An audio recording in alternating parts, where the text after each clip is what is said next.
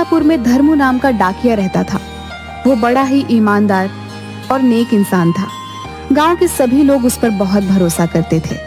गांव के जितने भी लोग थे सब धर्मू डाकिया से ही पत्र भेजते थे, क्योंकि वो समय पर पत्र पहुंचा देता था। अरे धर्मू भैया, कैसे हो? बढ़िया हूँ बहन, आप बताएं कैसी हैं? सब बढ़िया है भैया। आपने मेरे बेटे का पत्र मुझे समय से पहुंचाया था, बड़ी मदद मिली हमें।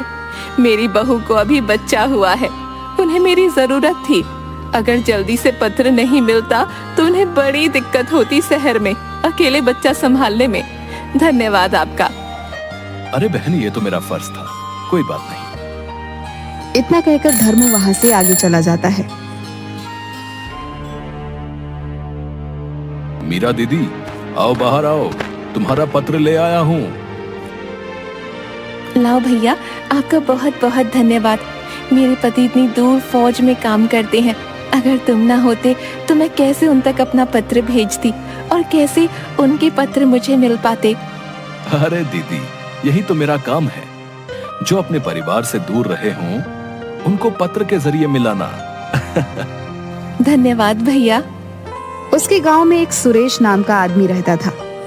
सुरेश भी धर्मू को जानता था, पर उसने कभी भी किसी को कोई पत्र नहीं भेजा था। एक दिन सुरेश बहुत ही दुखी था, क्योंकि उसकी माँ बहुत बीमार थी और शहर के सरकारी अस्पताल में एडमिट थी। वो बहुत दुखी होकर पेड़ की छांव में अकेला बैठा हुआ था। तभी वहां से धर्मू गुजरा। क्या हुआ सुरेश भाई? कुछ नहीं धर्मू भैया, माँ बहुत बीमार है और शहर में एडमिट है। मेरी बीवी उनके साथ वहीं है।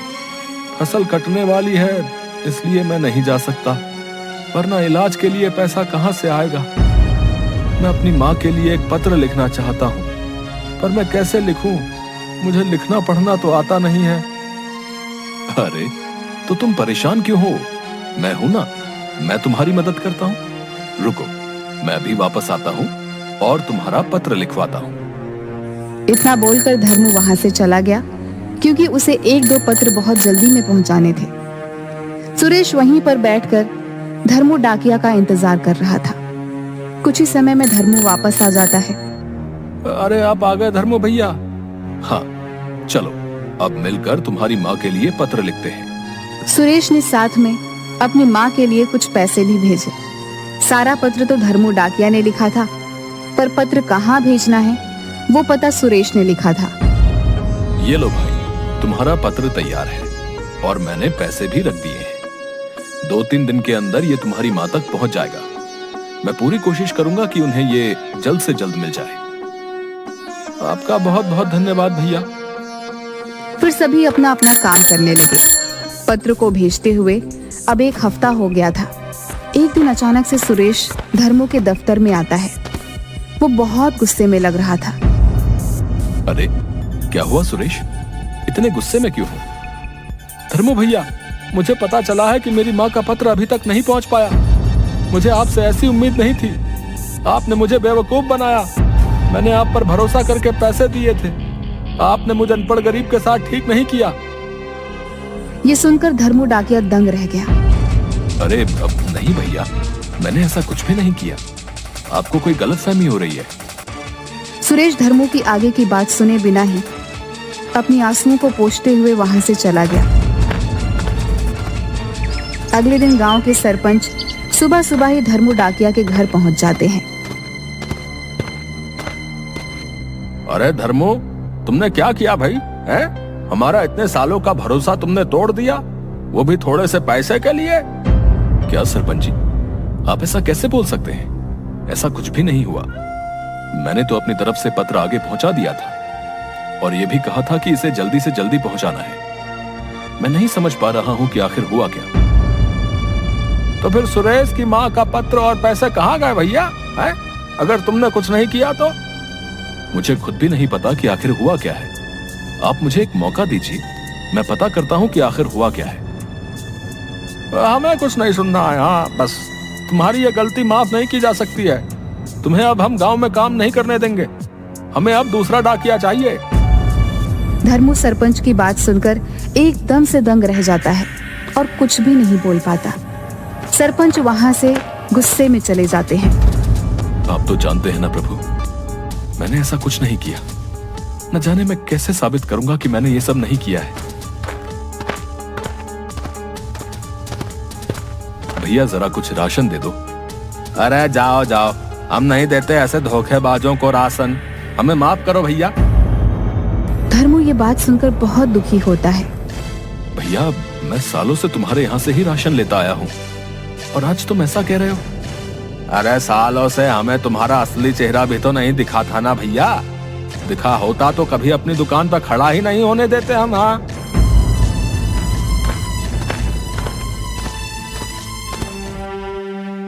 दुकान वाले ने तो कुछ भी राशन नहीं दिया। 2 दिन से काम पे भी नहीं गया हूँ। ऐसा चलता रहा तो भूखा ही मर जाऊंगा मैं। धर्मू बहुत घबरा जाता है। उसे कुछ भी नहीं समझ आता कि वो क्या करे। वो काफी देर तक सोचता रहता है कि ऐसा ना हो कि उसे गांव वाले जाने की धमकी दे दे। अपनी भूख शांत करने के लिए धर्मू पानी पीकर बिस्तर पर लेट जाता है। हे भगवान, ये क्या हो रहा है? अब मैं क्या करूं? दूसरी तरफ सुरेश अपने सारे काम छोड़कर बस अपनी माँ के पत्र के बारे में सोच रहा था। न जाने माँ कैसी होगी, मेरी बीवी सब कैसे संभाल रही होगी। हमारे पास सब पैसे भी खत्म हो गए हैं। अब मैं क्या करूं अब? अरे तुम परेशान क्यों हो रहे हो? हम तुम्हारी मदद कर रहे हैं ना। कुछ वक्त लग सकता है पर हम तुम्हारा पत्र और पैसा ढूंढ निकालेंगे भाई। इसी तरह 2 दिन बीत गए।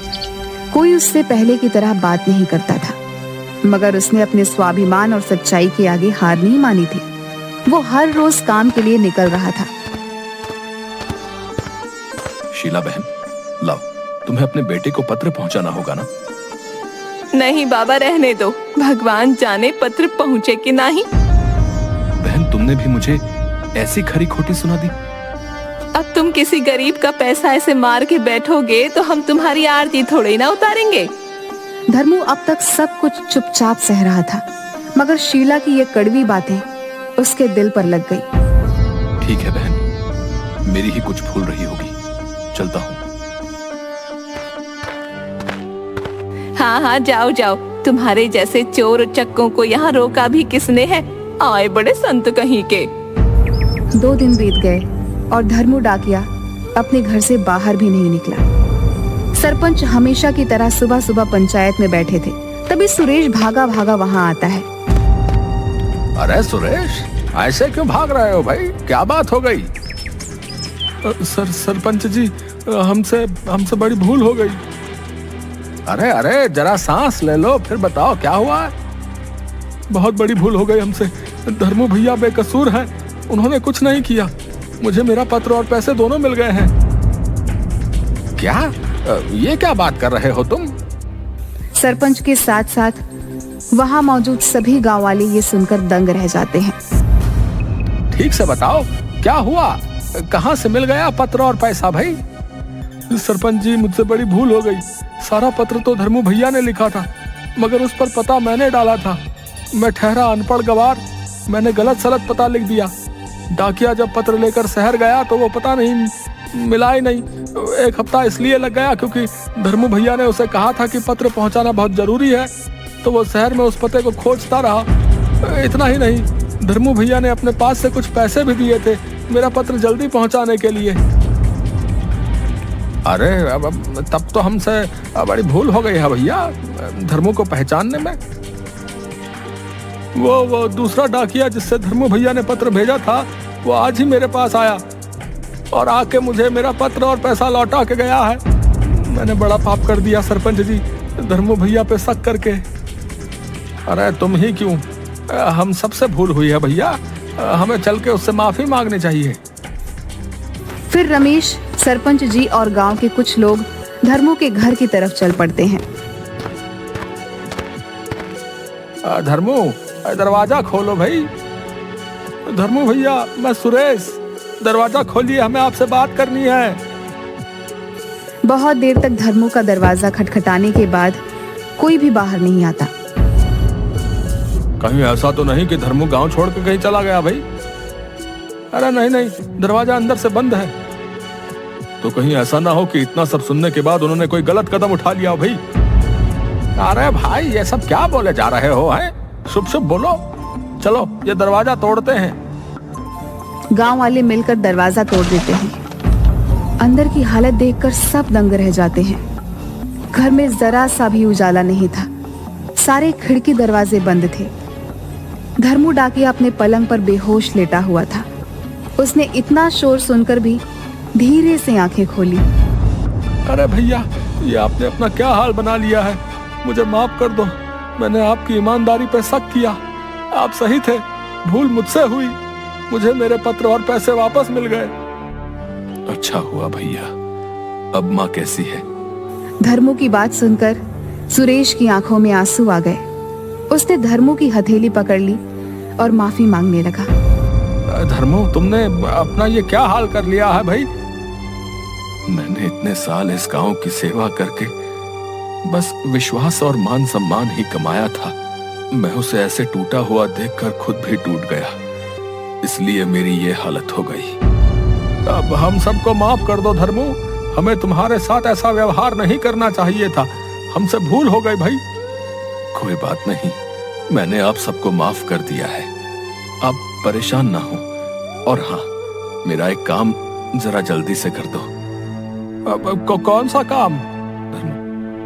मीरा दीदी है ना, जिनके पति फौज में है। देखो, मैंने उधर उनके पति के नाम से एक पत्र लिख के रखा है, जरा उन तक पहुंचा दो। सब लोग धर्मू की बात सुनकर हैरान हो जाते हैं। तुम उनके पति के नाम से पत्र लिखकर क्यों भेजते हो? हाँ सरपंच जी, उनके पति को मरे हुए अब साल भर होने को आया है।